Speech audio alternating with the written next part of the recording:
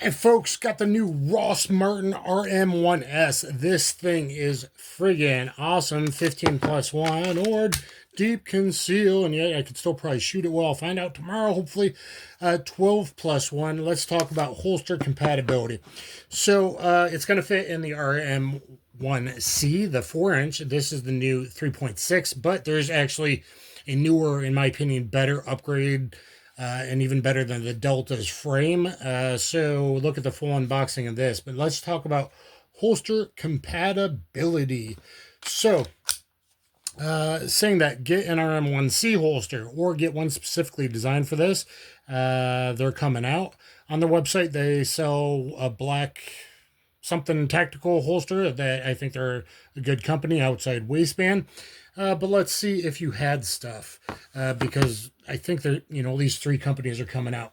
Let's say you had a CYA Shield 1.0 holster.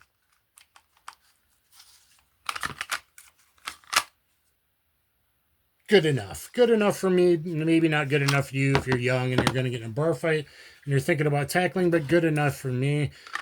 I did these with Unloaded magazine earlier. Okay, you got a Tactical, like those guys. Support of the channel. Tactical carbon fiber 2.0 3.6 inch subcompact Smith & Wesson. Damn, that is good.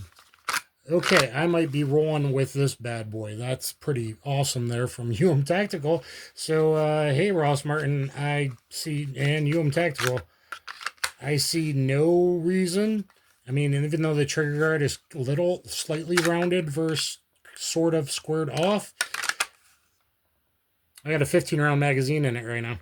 And, of course, you can adjust as well down here. So, yeah, that's we're going to call that a winner. I'm going to put that out.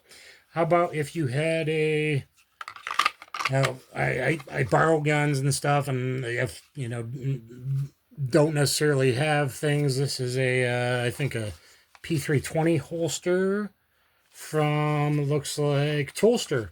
I'm Dan the Wolfman. Tolster. I'm Dan the Wolfman. You get what I'm talking about, don't you, homies?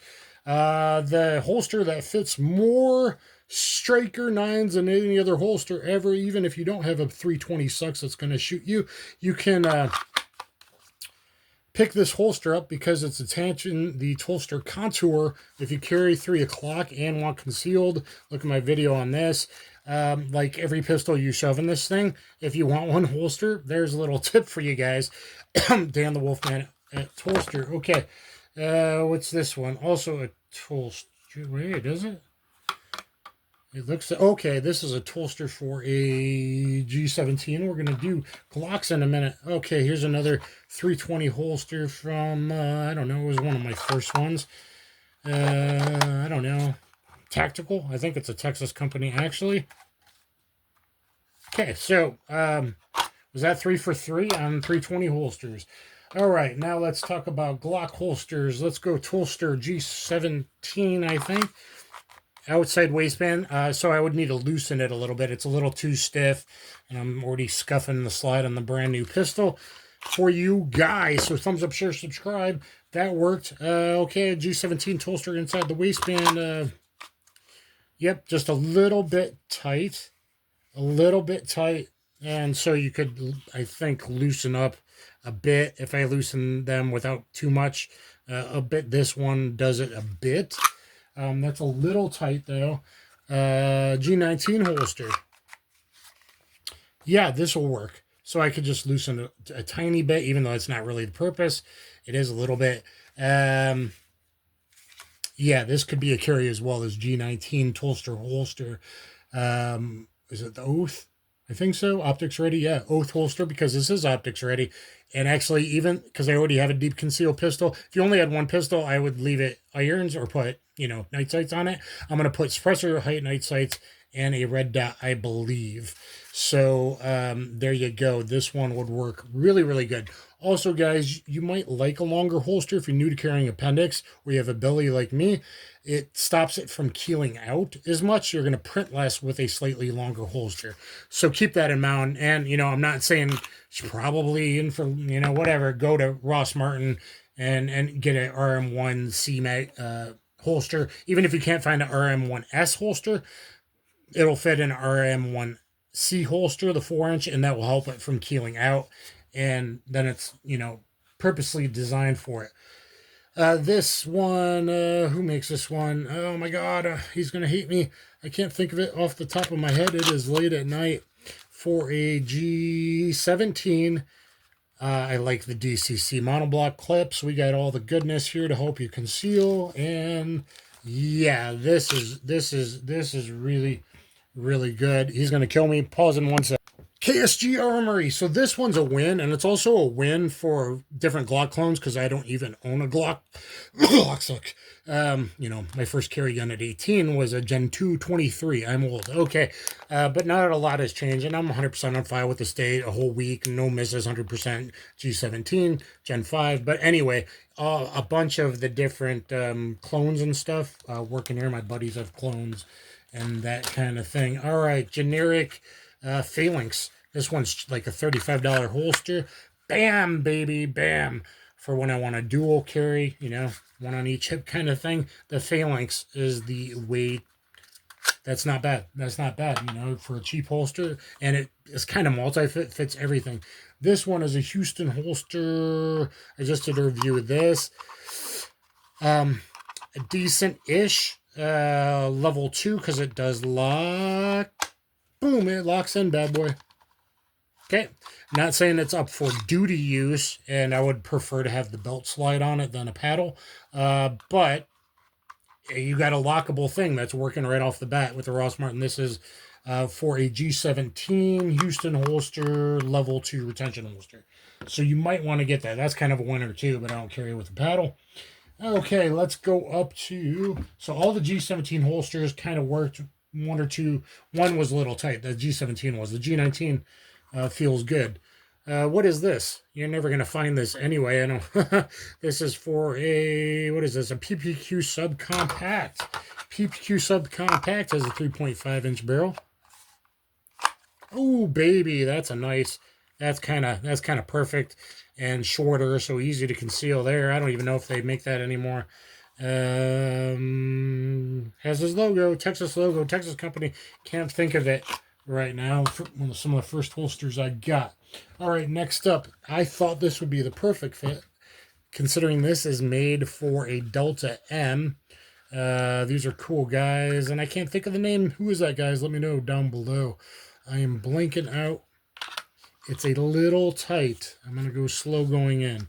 I could probably loosen, and it does lock in. I did it earlier for the Delta. But, yeah, if I loosen that up so they're not as compressed, it would loosen it up. So this would work really well, made for the Arex Delta. It looks too, because the bottom one should definitely loosen up a decent amount without too much. Okay, cheap Incog I bought just for, I've never used it, just because it was on sale. 2-fit, multi-fit, bunch of pistols.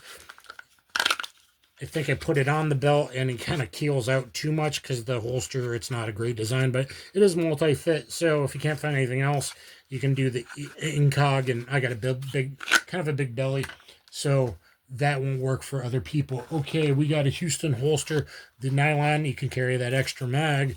So maybe you skinny boys want to throw in the 12-rounder in it for better concealment. And there's your 15-round backup there that you're never going to use. Okay, there you go. But it might even help it just stay stable and make you feel more comfortable, especially when you're new to carrying. So there you go on that. If you're willing to do a if you're willing to do a softer cloth holster with a striker fire gun. Now, your first year and a half carrying, year and a half, I would suggest not. There's definitely some pistols like a 365, definitely not. Doesn't have a trigger dingus. This has a trigger dingus, and it has a nice defined wall, not crappy mush. You never know when it's going to go out. So, actually, I would have no problem in something like this.